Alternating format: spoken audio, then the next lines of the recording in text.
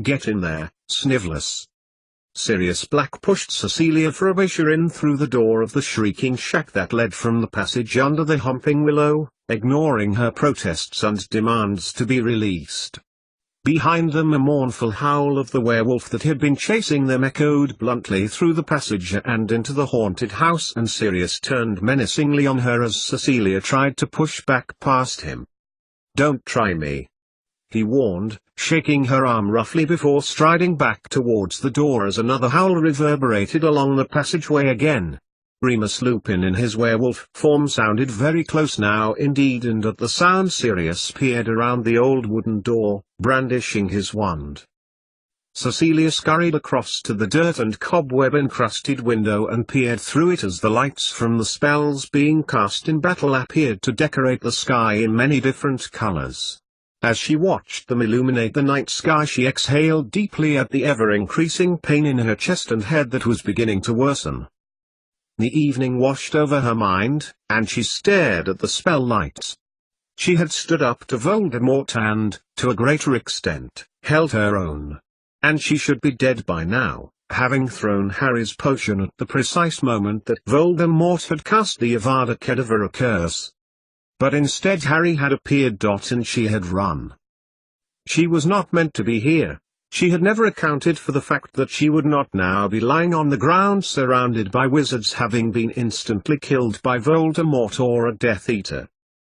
Now, her body was frail and it was taking every ounce of willpower not to collapse in a heap on the floor. And so therefore, in addition to the interesting if unpredictable effects from the Polyjuice potion, the Vata Serum would continue to destroy her cells. Her body would continue to fail and eventually, over the course of the next few hours, slowly claim her life. Behind her she heard Sirius perform a spell, a light as bright as a camera flash sparking briefly, and she turned to see the earth above the passage come crashing down, filling in part of the tunnel.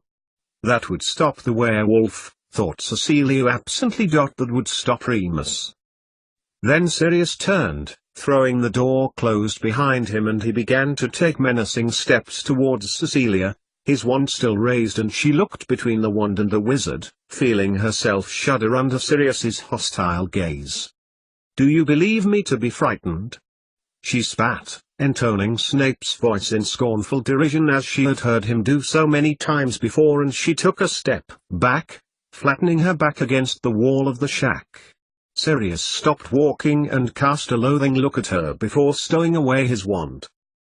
"Well, your expression says you that are, Snivellus," he spat back, suddenly gripping Snape's wrists in his hands and pressing Cecilia against the wall. "Why aren't you fighting?" he asked as she froze under his grip, scared. "Snivellus? Cowardly? Like the last time you came face to face with Lupin's other form?" His voice was coarse and mocking, in an apparent effort to humiliate Snape. "Only it was James that saved your neck then, Snivellus. And look how you repaid him." "And you put him in danger," thought Cecilia, unearthing memories of the long-ago conversation. "You, and Harry's father, you put him in danger. He shouldn't have to be grateful for you getting him out." "I took Potter's potion," began Cecilia, her mouth moving slowly as she glanced down at Sirius's hands, still holding fast her wrists. "I instructed him not to dash." "Well, it appears to have had the desired effect, Snivellus." Sirius glowered in triumph, grinning horribly at Cecilia as she struggled against his grip to free her hands. "I watched you, begging for your life. You were powerless against your other allies tonight. I must say, if I ever thought that the removal of your powers would have been the cause of so much entertainment." At this he sneered at her. "I would have arranged for it to have happened sooner." At his words, Cecilia fought harder against Sirius's grip, and he released her, stepping away from her began to stalk towards the door. "So what now?" asked Cecilia, her heart beginning to race. "Why have you dragged me in here when you could be out there helping those people you claim to love? Why are you, Sirius Black, not out there fighting with the Order?" At her words, Sirius turned swiftly heel, staring at her menacingly again. "A very good question, Snivellus," he began, pacing with intent towards her again. "Why have I brought you here when he gestured towards the window through which colored flashes of light were still coming, will be engaged a good many hours in defeating your Dark Lord. When you are at your most vulnerable." At his words, Cecilia felt a flash of fear enter her mind. What could Sirius hope to gain from Snape, being effectively locked inside a haunted building when, further away, a battle was being fought? Sirius advanced further, his face now inches from hers. Cecilia tried to shrink further back and she felt the wood of the shack press into her back as she retreated. "Why have I brought you here?" Sirius rolled the musing around on his tongue as he savored Cecilia's terrified look and she felt her eyes widen. Surely Sirius didn't intend to kill Snape. "I should be at home, my family's home, where Dumbledore instructed I should return once the battle began, but instead I am here to support my friend in his hour of need because you failed him." He turned and paced away heavily. "Remus," croaked Cecilia softly, "a werewolf." In her mind's eye the image of him changing from the man she loved into a hideous beast began to replay again. "Of course a werewolf," snarled Sirius, turning back to her. "Was it under her request that you decided not to make the Wolfsbane potion for him? Or did you decide to deprive him of his only link to humanity yourself?" "Cecilia Frobisher does not control me," she felt herself saying. Wolfsbane herb was necessary in Harry's potion. Her mind was not on the conversation with Sirius now, it raced to fill in the gaps. So Snape hadn't told Remus the reason for not making his potion? He'd just stopped producing anything? A convenient tale, Sirius spat, approaching Cecilia again and watching her intently. "More likely that she told you to do it, and in your haste to please her. A good wizard has lost his very decency." He came closer to Snape's form, standing 6 inches from his nose, his wand between them. "Your brave little mole who thinks she can save the world. So like Henrietta, wouldn't you say?" A light flashed across Sirius's eyes as he said the name. "So, we are here to drag up the past," said Cecilia as calmly as she could, recalling Minerva's memory from all those months ago. Snape had planned to propose to Henrietta in the Shrieking Shack before Sirius had laughed at him and threatened to tell anyone that asked, she recalled. From around in the dark edges of her mind Cecilia scrabbled for a weapon and she watched Sirius back away and paced towards the dusty bed that Cecilia had sat on all those months ago. "After she saw you for what you really were she became a mole. You drove her to it." Cecilia felt Snape's lip curl as she spoke. There. She defended Severus in absentia, defended him towards this horrible childhood bully. And then she saw the danger too late, moved too late. Sirius discarded his wand furiously and launched himself towards her. "You caused that, Snivellus," he snarled. Grabbing her by Snape's torn clothes he hurled her towards the dusty floor. Cecilia fell heavily, her already bruised body landing painfully on the floorboards. He raised a fist and she rolled against the bedpost, hitting her shoulder hard. "Come on, you coward," Sirius baited. "Get to your feet and face me. It's been far too long since we should have settled this." Through blurred vision, Cecilia held her hand over her face as Sirius advanced on her and pulling her to her feet with the bunched clothing he had grabbed a few moments ago. Cecilia's mind ticked over desperately as he pulled back his right arm to his shoulder. "No." Her mind screamed in silent urgency as Sirius's fist hit her on Snape's hard jaw. Cecilia reeled at the unexpected punch and it sent her down onto the dusty floorboards again and she lay still in shock. Sirius hit her. Hit Snape. How dare he hit him? The indignant thought in the back of her mind screamed above all others. How dare he? Mling up her hands into fists Cecilia made to get up, but a triumphant Sirius put a foot down heavily on her chest to stop her moving. Nevertheless she fought to turn Snape's head in his direction. "How dare you speak of Henrietta?" she growled in Snape's voice indignantly. At her retort, Sirius stared at her, pressing down harder on Snape's ribs with his foot, laughing mockingly. "Oh, but of course," he sneered, bending towards her cruelly. "You loved her, didn't you? You were going to tell her. And then suddenly everyone knew you." The hard wizard of Slytherin had feelings for a mole-born. At Cecilia's angry expression he continued to laugh. "Don't you remember, Snivellus, earning your nickname, in your first year? Me and James. It only took us 2 minutes to realize what a slimy git you were, and we got you good and proper. We had such a laugh when heard you couldn't stop crying for home, and then, when old Lars Stone told us about you after he got transferred to Gryffindor. Calling for your father in your sleep. For everyone else it was their mum. And then, when your father turned out to be a mole. By Jove, you had trouble living that one down, didn't you?" He laughed mockingly at Snape's expense before adding, "You hated it at school, and now, you can't get enough of the place."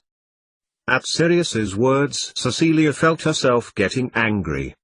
How dare he laugh so brazenly when she was there, as Snape, incapacitated? How could he laugh at Snape's misfortune? With supreme effort, Cecilia levered Sirius's foot off her chest, watching him stagger back as she got to her feet. "Oh, Sirius, still carping on about the past?" It was Cecilia's turn to mock Sirius now. "That is all you have, I suppose, isn't it?" "Why you," began Sirius, pacing towards her, but Cecilia had backed up against the bedpost, grappling for something, anything, to defend herself with. With luck her hand brushed against a small wooden dowel that lay under on decrepit, dusty bed, and she seized it, holding it out in front of her. Sirius eyed it with suspicion. "So we just have to wait until Harry has done what you intended then?" he continued, changing track as he paced over to the broken piano. "That will give me plenty of time to keep you out of the way." "He won't," argued back Cecilia, the effects of the Veritaserum still very much with her. "The mole did not do it. I never removed anything of genetic worth from Godric's Hollow. I intended to attack Voldemort all along." Sirius stopped suddenly in his about pace and stared at her fixedly. "What did you say?" "The plan was simple until your beloved godson interrupted. It was nearly done." "No, Snape, the potion." "Did you say that Cecilia has not made the potion?" "She has made it," said Cecilia, trying to fight the dizziness and disorientation she was feeling that had crept on her now her adrenaline was beginning to wane. "But I didn't check Lily Potter's DNA. The potion wasn't perfect. I didn't have time to make it perfect for Harry." Moving quickly, Sirius made a grab for the wooden dowel that Cecilia had lowered from her defense, unbalancing her. Before she met with the floor again, Sirius made another grab for her clothing and hauled her back up to a standing position.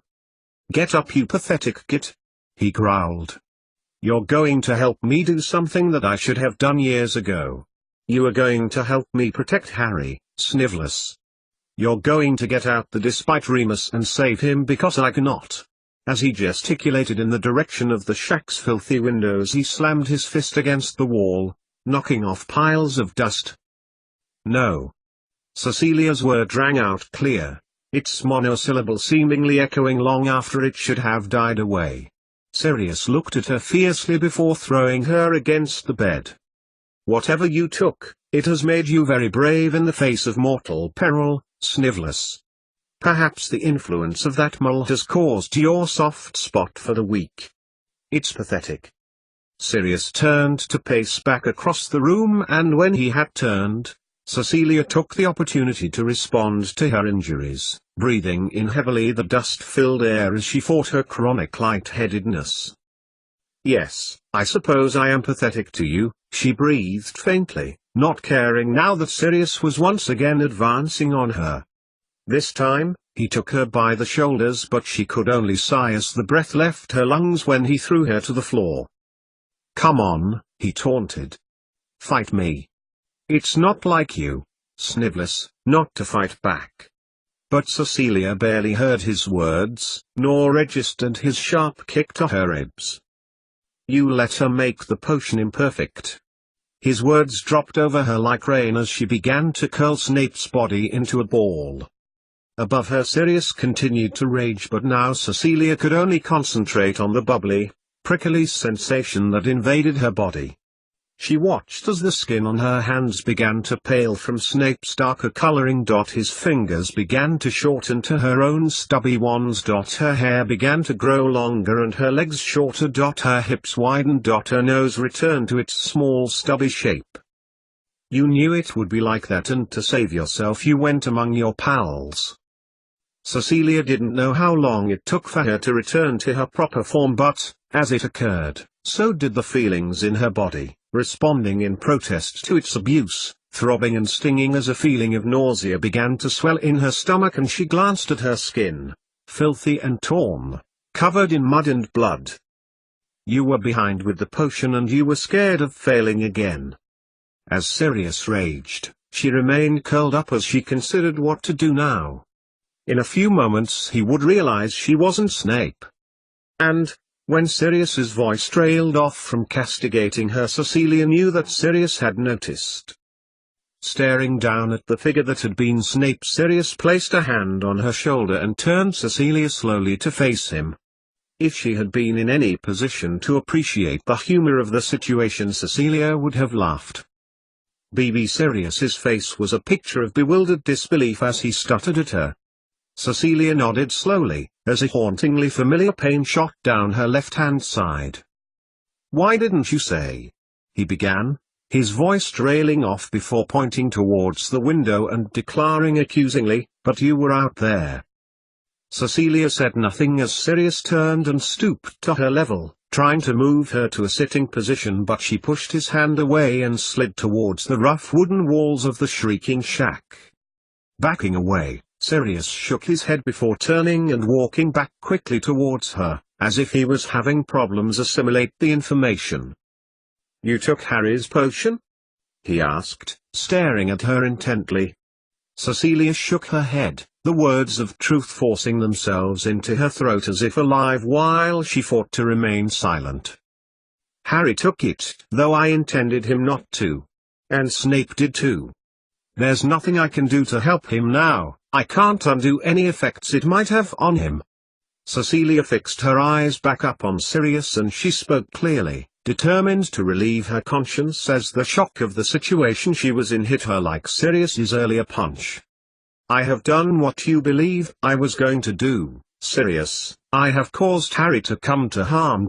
And I ran away." Her voice trailed away as she took in Sirius, who was shaking his head in disagreement. "No," Sirius said, shaking his head fervently. "No. Snape. I believed you to be Snape." A look of utter disbelief washing over his face. "At best Harry will be unharmed, Sirius," Cecilia pressed on, ignoring the pain and dizziness that was beginning to build in her head. "Got to keep him talking. Or he may suffer, or lose his powers permanently. At worst he will die." But Sirius wasn't listening to her, continuing instead to stare at her in disbelief. "But you took the potion. Polyjuice potion," he clarified as Cecilia shook her head in refutation. "You took a potion. And now you can finish the job. Now you have the reason to finish me off, like you did at Christmas," Cecilia added provocatively. But Sirius refused to be swayed from his line of thought.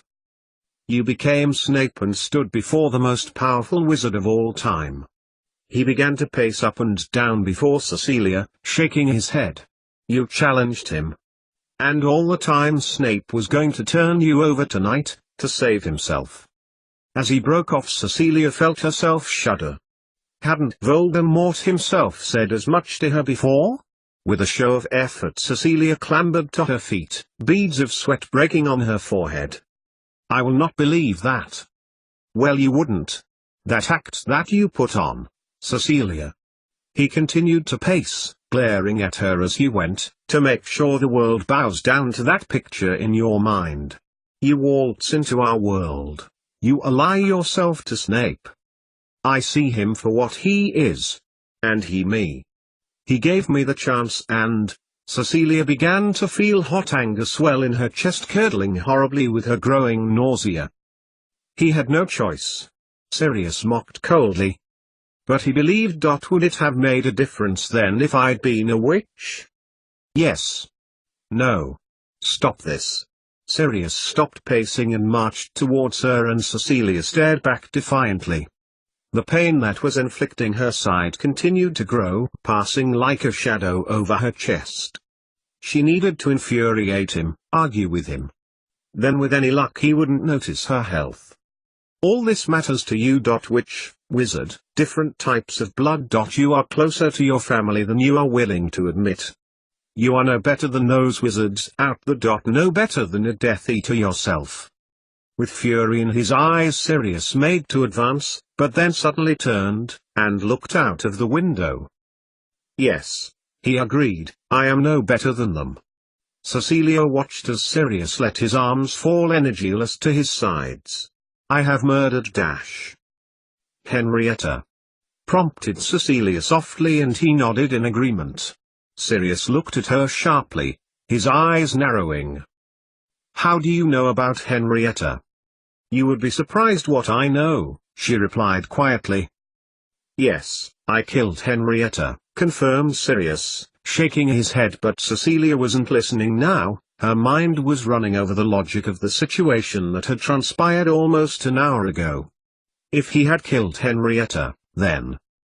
Cecilia felt her face fill with horrified realization, and she made a grab for Sirius's rubbed arm, pushing back the sleeve. Sirius made to pull away, but Cecilia had seen enough. She looked up at him uncomprehendingly.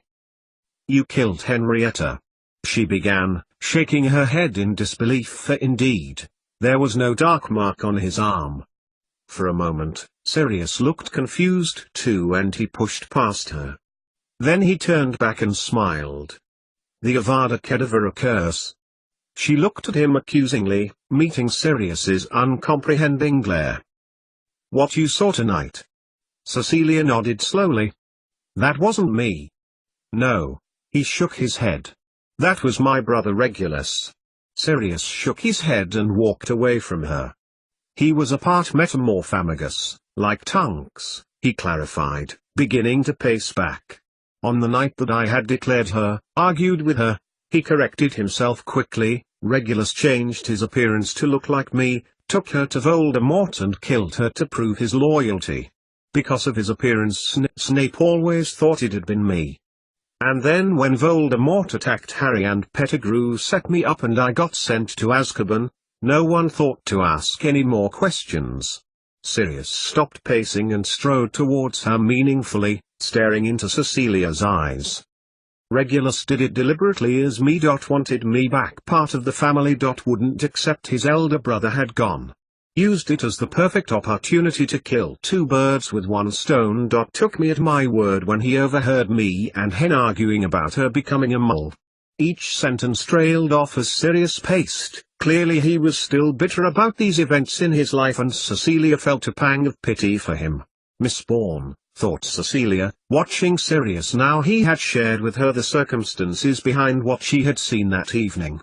And, as she watched Sirius pace angrily before her, Cecilia felt her face fall. Libby. Derek. Tim. Sirius stopped and looked at her slowly, and Cecilia realized she had spoken their names aloud. She raised her hand to her mouth as Sirius looked at her and nodded slowly. Bellatrix, my cousin, he added quietly, watching as Cecilia stared back at him, willing him to take it back. I wish I could tell you what you want to hear, but I cannot. What you saw was indeed real. They happened. But Cecilia was shaking her head, backing away towards the wall of the shack again, sensing what felt like a hand of ice squeezing her heart. It couldn't be true. Not her best friend? Not murdered by them? Shaking her head, Cecilia realized it was now only the part of her that was clinging to hope that she had to convince, for deep down she knew what Sirius had confirmed was true. It is unfortunate that I am the one to tell you this, Cecilia. Sirius's voice had changed to a softer, more grave tone. Your friend Libby is dead, as is her husband. She fought my cousin, who led the attack, fought her well. But in the end they were too weak. And Tim? That was just a random mole baiting. He was found by chance up a mountain and killed. By Bellatrix again, I'm afraid to say. To be honest, Cecilia, I thought Dumbledore had already told you that. That was how he had found you to work with Snape. No, whispered Cecilia. He didn't. Her mind raced back to the relevant information and she stared at Sirius, waiting for his expression to change as she began bolder and louder. He told me there were other moles that were employed to fight Voldemort. He told me I was one of many. Sirius's confused expression told her everything she needed to know. She wasn't one of many after all. So now what? She asked, turning from Sirius and looking out of the window, at the night sky still illuminated by visible energy from the continued battle. Now I am not powerless Severus to whom you were going to do who knows what to in here. Sealed in. We can talk, replied Sirius, his voice gruffer and more aggressive. You can give me answers. Like what? Cecilia felt her skin flush, her pain recommencing its slow advance over her body as her personal grief was replaced momentarily by provoked rage as she found herself face to face by an equally annoyed wizard. Like how you thought you'd face Voldemort, you silly fool. Like how you thought you would put others in danger for yourself. Like how come Harry is out there now with your potion that might kill him. Like how you could let him take it. Like how you were out there, he stabbed his finger in the direction of the battle, as a mole Cecilia, taking down the most powerful wizard in the world. No, replied Cecilia, looking at the floor. Harry took the potion even though I told him it wasn't ready. Even when I warned him. A teenager, I suppose. Quite probably, replied Sirius, his voice calmer and slower.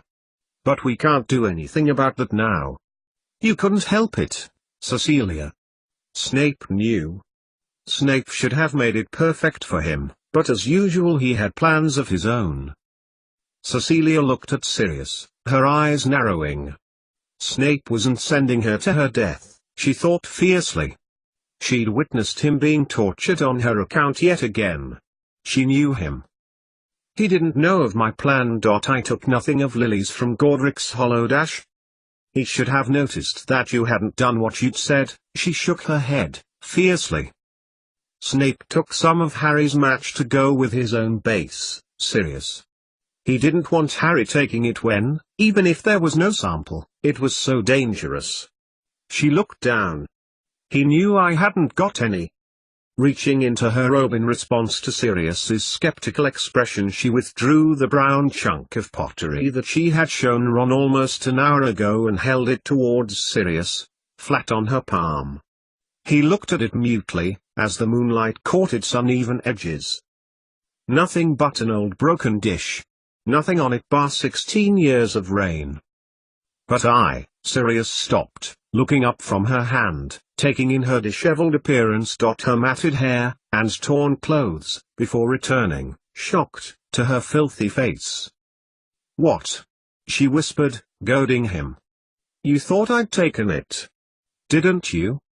And why wouldn't I? He retorted with equal savagery, pushing away her hand. You've taken so much from me already. Sirius marched away from her, leaving further footprints in the dust on the floor before turning back to her, his tirade building as he clenched his fists in frustration at Cecilia. You take us into this world of science.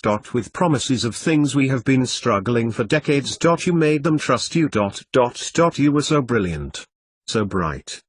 He threw his hands in her direction. While we were all strutting around ignorantly, you came and turned it around for us. You were the right man for the job, as Moody said. Well, he should know, whispered Cecilia to herself wryly. She always had a distinct impression that Alastor Moody could see right through her clothes. Sirius looked at her distractedly before walking away from her again. They shouldn't have listened to you. I should have been the one to do something for Harry. All those years I haven't been there for him. Now he turned away from Cecilia, and she watched as he dropped his head at the neck. Then he turned and continued, his voice lower as he watched Cecilia intently. Harry shouldn't have liked you. Remus shouldn't have fallen for you. The Weasley family shouldn't have been intrigued by your quirks. Tonks shouldn't have forgiven you. From her position by the wall, Cecilia watched as Sirius looked out of the window and the moonlight shone through, reflecting off his face. "What?" she whispered as his expression changed. She followed his line of sight to where Sirius was looking and, as she took in the face of the moon, daring not only to peer around the edge of the cloud as it had done earlier, but to brazenly expose itself, hanging globularly in the sky. Then, as if on cue, the mournful moan of a werewolf echoed around them, its blood-curdling edge muffled through the collapsed earth that was imprisoning them. "Remus." Cecilia whispered his name absently as she turned her head sharply in the direction of the door, and she made to take a step in its direction. As she lifted up her foot, a sharp ache shot down to it and she bent her knees, allowing herself to slide to the floor. Sirius turned from his own glance at the door and watched her dissolve into floods of tears. Slowly, he approached her, crouching beside her as she sobbed and waited. Eventually her sobs ebbed to sniffs and she looked at Sirius with a grubby, tear-streaked face. "Remus is a werewolf," she stated, more for her own benefit than for his. "Why didn't he tell me, Sirius?" Her voice was cracked and there was pleading in her eyes. Sirius smiled wanly and slid down next to Cecilia, looking at her sympathetically as he pulled the remains of her cloak around her shuddering shoulders. "Would you have loved Moony? Could you? When every night before Snape had perfected the Wolfsbane potion he had to turn into a mindless killer. He lived with the constant worry that no one was skipping out of the castle on an illicit liaison that night, otherwise he may be their unwitting murderer. He has had the burden of this on his life since he was a small boy, Cecilia, and come across so much prejudice and hatred." Cecilia turned her head sharply and looked down, before glancing back at Sirius. Since John Lupin took ownership of the book from Raymond Lully, Remus's life changed forever. Did you really think, after you had pried into Harry's and my past, I was going to let you find out about Remus? Sirius's words were the mere garnish to Cecilia's own thoughts, and panic began to rise in her chest, and she recalled the words that Voldemort had spoken. Fenrir Greyback was able, at least, to give John Lupin's son something to remember him by. And that meant Freya. Cecilia almost jumped on Sirius as panic began to rise in her chest. She had but Sirius had put a hand to her mouth. "She is safe," he replied dismissively. "Which was more than you could hope for by entrusting it to a child. What Remus can ever see to fall for in you when you behave with so little sense, I do not know." His voice trailed off as Cecilia pushed his hand from her mouth, forcing his wrist away as she fought to say something. But nothing came out. She looked away, her heart beginning to beat faster in her ailing chest. Remus had fallen for her. Did he mean he'd loved her? "He doesn't love me, Sirius." "Oh, I believed he did, at Christmas. But someone who loves someone doesn't just leave over that." She threw her arm in the direction of the door, whence the werewolf sound they had heard just now had come from. "I couldn't stand it," declared Sirius, taking her hand and pulling her round, glaring at her furiously. "When Harry told me about you and Snape. I couldn't stand it to be like Henrietta all over again." "How would you know, Sirius?" she demanded angrily, glaring back at him. "How would you know what Severus and I do or do not have?" Sirius looked back at Cecilia blankly. "Would you have loved him, knowing that?" he demanded back. Cecilia stared back indignantly at Sirius, before looking down. Her head was beginning to ache and she was growing much colder now, too tired to argue.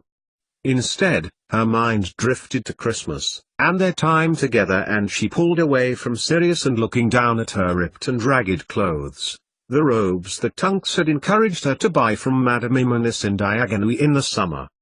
"Moony," she whispered vaguely, "why didn't I guess? Beautiful Remus." Her voice trailed off as it began to crack and tears rolled down her cheeks and into her lap, not caring about what she looked like. I spent the best 4 days of my life with him.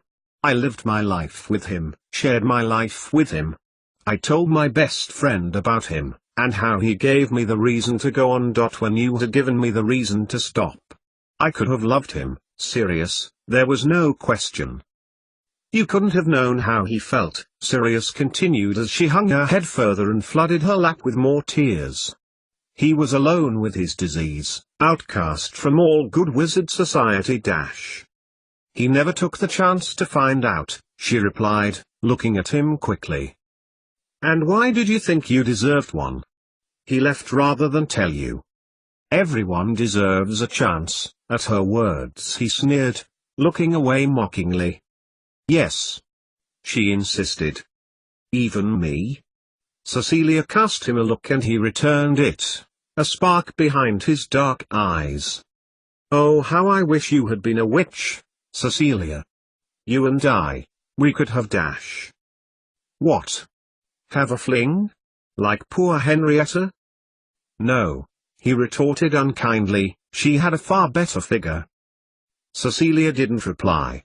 Instead, she looked away from Sirius, towards the door before down at her hands, considering all she had done, seen and heard that night, wondering how she could make sense of it all. Sirius said nothing and, getting to his feet, moved towards the window watching as flashes of light continued to burst in the sky far away. Outside the battle raged, too close as yet to call. Inside the shrieking shack deafening silence. Time passed. Eventually, Cecilia looked across at Sirius, staring at his prematurely aged face, wondering if he had been mulling things over, listening to the sounds of battle far away, as she had. Inhaling deeply, she made some effort to turn to him. At the same time, he looked at her and held each other's gaze. Cecilia spoke first. I was stupid, running from my world. I thought this was somewhere to run to. But look what I ended up doing. Sirius frowned. What do you mean? You ran away, which was the sensible thing to do. If you had managed to get Voldemort in the way you planned, it would have been certain death. Cecilia broke her gaze and looked guiltily down at her hands. You don't mean to say. As Sirius spoke, the sound of a werewolf echoed through the passage again and Cecilia put her hand to her mouth. He was out there alone, with no one to help him. Sirius watched her face as her feelings for Remus Lupin passed over her face. Walking slowly over to her, he sat down beside her, looking at her intently. Do you love him? He could have loved you and left you, every month and not told you. Is that what you wanted? Cecilia turned her damp eyes on the wizard and bit her lip to stop herself from crying again. I would not have been bothered, if that's what he needed. If only he had told me, or maybe someone else had. Severus could have told me. Who listens to Severus Snape? It's very foolish indeed. I do. I did. Cecilia glanced away before forcing herself to look at Sirius and continuing, and I wish I had listened harder. If I had, then I would have realized sooner it wasn't just about Harry. And I wouldn't have been in this mess. Maybe I would have gone home each time he ordered me around or got annoyed with me. Maybe my family would still be alive. Maybe I never would have seen Remus become a werewolf in front of my very eyes, and no, that didn't make a difference to me. And when Severus was there for me in his own way, every time I needed him, and now I know he was suffering for months because of me, and when he told me he loved me, maybe I should have gone with him instead. For the easy life. He took the potion. Sirius. He's probably unconscious in the hospital wing right now, judging by what happened to him, like before.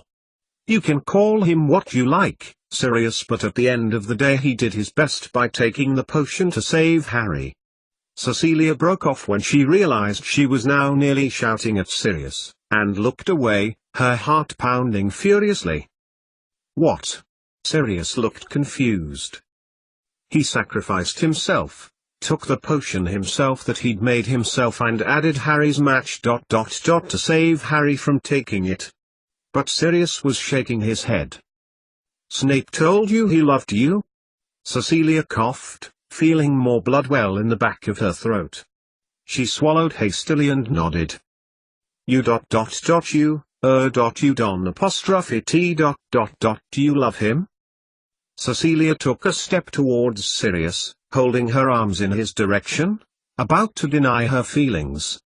And then she stopped and turned away again.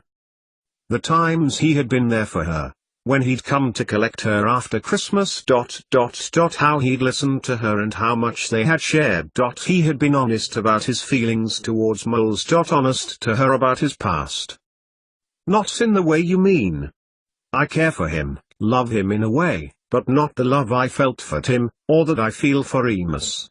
He's as much as a victim here as anyone." Sirius looked away from her in disbelief as she stared at him from by the wall. "He made his choices." "We all make our choices, Sirius. Choices are who we are. We can only make the best of it after they've been made. Haven't you ever made a choice that you have regretted?" Cecilia stopped as she saw Sirius turn his head from her. Of course he had made regretful choices. None so more than herself. And in less than an hour she would have run out of time to repair some of them. I have no doubt that Severus made a choice or two that he has lived with his whole life. In fact, the one he lives with every day that causes him pain is the revelation to Voldemort about the prophecy.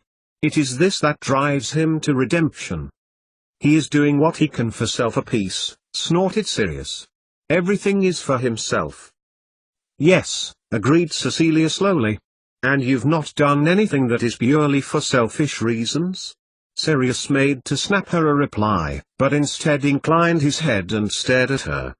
Cecilia watched for a moment as the moonlight bounced off his hair in the darkness. Then he nodded, slowly. "I never gave Henrietta a decent chance when I knew she was mole-born." Like the joke post informing Severus of his acceptance into a secondary modern. Like setting Peeves out to get him with a variety of foodstuffs. Cecilia spoke softly, like tormenting him every opportunity about his family. About his father.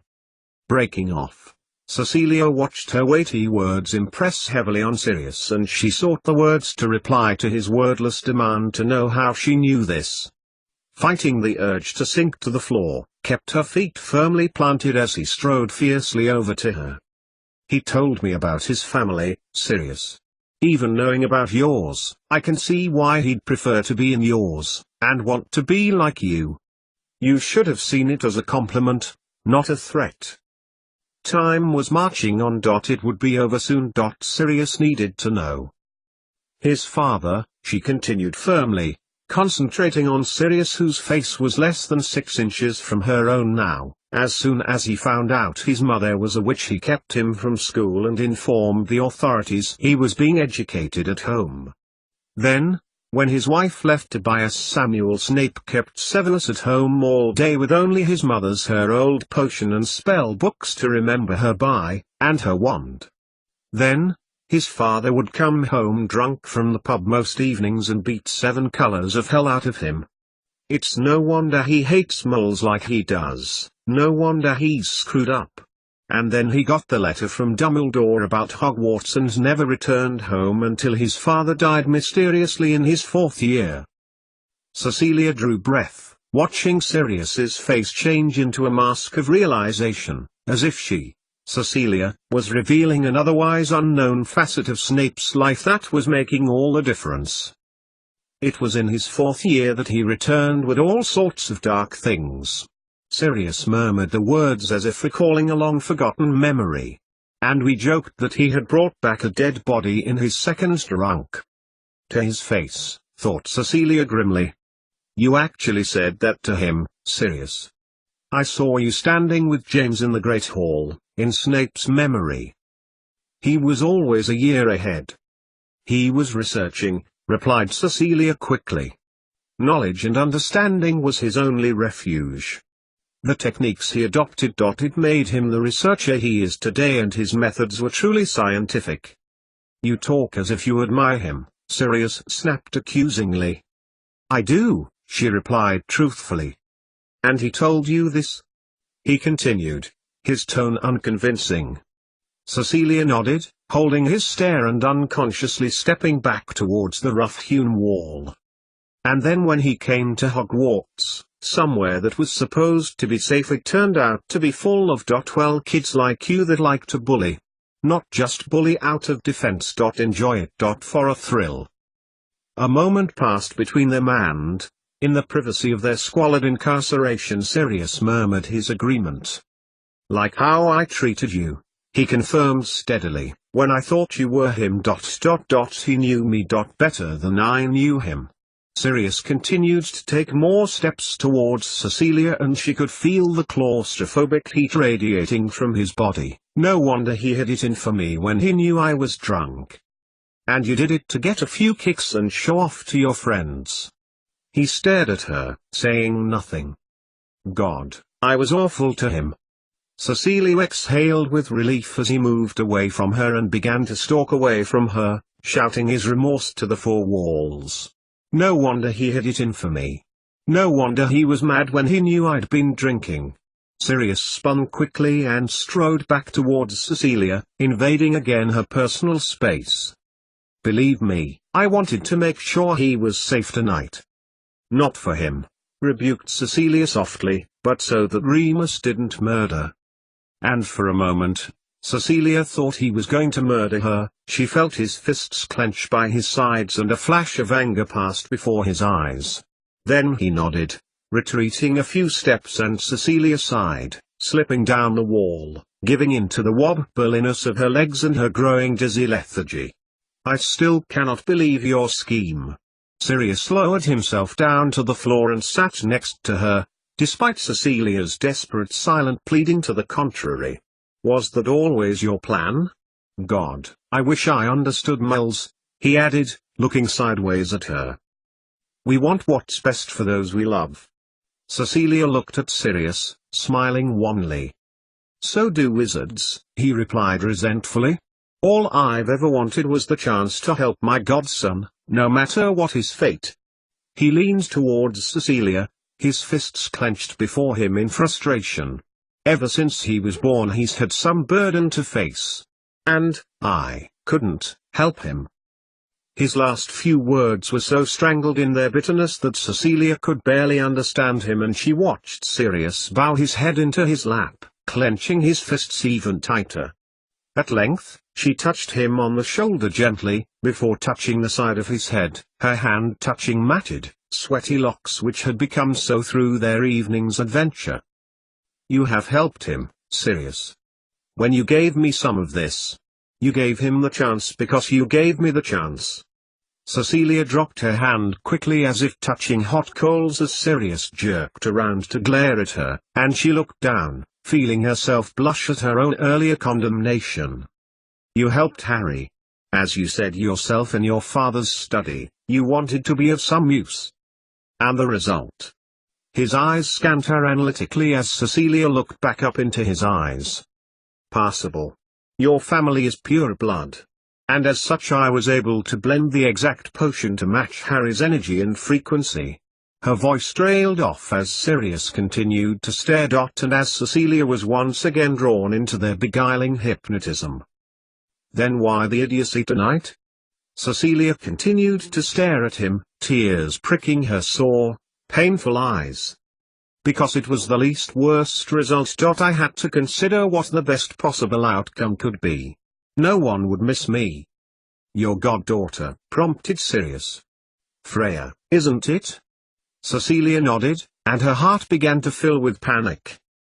You said she was still alive, she gasped, looking at him intently and grabbing his robe. Sirius, tell me what happened.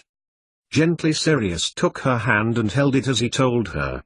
He described how Remus had found her with her mother when Bellatrix had broken into Cecilia's house, how, through her screams for her mother, she had recognized Remus and allowed him to take her out of the house before Libby and Derek were murdered, how she had directed him home and described to Remus how to use the telephone to call Cecilia's mother.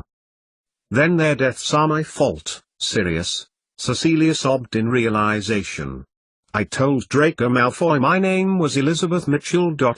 I never thought he'd tell his father. And then I gave her mysterious mythology, and Greyback himself said he had retrieved it. Remus checked. She was safe with your mother tonight. Sirius's voice rang in her mind as she fought to hold back yet more tears. And I don't see how their murders could be your fault. Libby was expecting a baby. She wanted to call him Harry, if it was a boy. She looked up at Sirius, feeling stupid. Oh, thank God he got her. She wouldn't shut up about him, you know. He even got included in Freya's last drawing. She broke off, remembering the letter. The last letter Libby had sent her, asking her when she would be bringing Remus to dinner. Cecilia had been able to tell from her tone that Freya must have pestered her about it. How she wished she had not burned it. You really did love him, then, Sirius concluded, letting go of her hand. Not that I would know, he added, his voice betraying a distant edge as he looked vaguely towards the door opposite them. I think Regulus knew I never really loved Hen. That's why he did it. His voice trailed off and he looked back at Cecilia, taking in her disheveled and less than healthy appearance, her body being displayed almost indecently in very tattered and soiled wizard robes, working his way up to her face. Would the ... was there.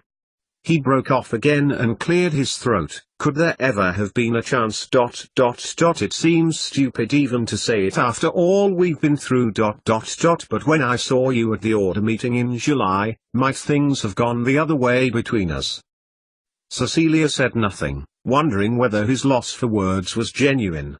She would indeed be pandering to his ego, or at least to her own, to tell him that, even after the deaths of his friends, his imprisonment, his misery, his bitterness, that he still had it.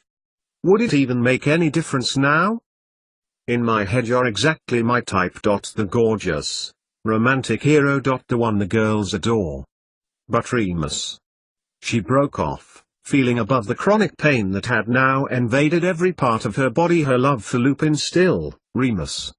She looked across at Sirius, letting her one last defense down to her foe about her feelings towards his best friend, before dropping her head and looking into her lap. I understand now why he left, why he looked so ill those last couple of days. Why didn't he just tell me? Surely that would have been easier. Sirius sighed and looked at her as he racked his brain to think of the best way to put it. You know about Greyback, Cecilia. Think how you would feel in his shoes, turning into ... what he has just turned into. Think about telling someone you love. At his words, Cecilia looked up quickly, her mouth falling open in shock. He loves me. Even now? Her look of shock remained, and a flicker of incomprehension added to it as Sirius began to laugh softly, before growing louder and louder, disturbing the dust on the beams around them. I already told you that. He laughed, ignoring her expression. But he left me, she exclaimed, with a pathetic excuse for a note. He made his feelings totally clear. But Sirius continued to laugh, nodding in her direction as he pulled out his hitherto stowed wand. Cecilia watched as he placed it towards his temple, as she had seen McGonagall and Remus do before. I think it would help if you saw this, said Sirius, between waning chuckles. But before she could protest, however, Sirius began to pull a silvery memory from his head. Look, he said, pointing towards the wall in front of them. As he did so, he launched his memory, like the vapor trail of an aeroplane, in its direction. Cecilia watched in fascination as it wafted across the darkness of the building before settling 3 feet away and spreading out, its edges indistinct like a cloud. Then, like an old black and white television, a picture filtered into view, and she watched in fascination as the kitchen at Grimmauld Place wavered into view like an old 1930s film, and Cecilia half expected the Pith Cockerel have appeared beforehand. And now, Remus came into view. He was sitting at the kitchen table reading what looked like the Daily Prophet, his face haggard and tired. The kitchen door was closed, and it acted as a backdrop to the teapot that was pouring 2 cups of tea, its contents steaming around it. And now, as if the cinematographer had just fixed the sound with an elastoplast and two paper clips, she could hear the scraping of a chair, and Cecilia turned to look at Sirius. The wizard was sitting next to her, his eyes closed and his wand pointing to his head again. From it his memory was being fed, like an old reel-to-reel, and she looked along its length back towards the moving image. And now next to Remus she saw Sirius, holding one of the cups of tea. He was looking at Remus and nodding. "Remus, I just want to help," Cecilia heard Sirius say in his own memory. In response, Remus nodded, and put down the newspaper before, to Cecilia's dismay, held his head in his hands.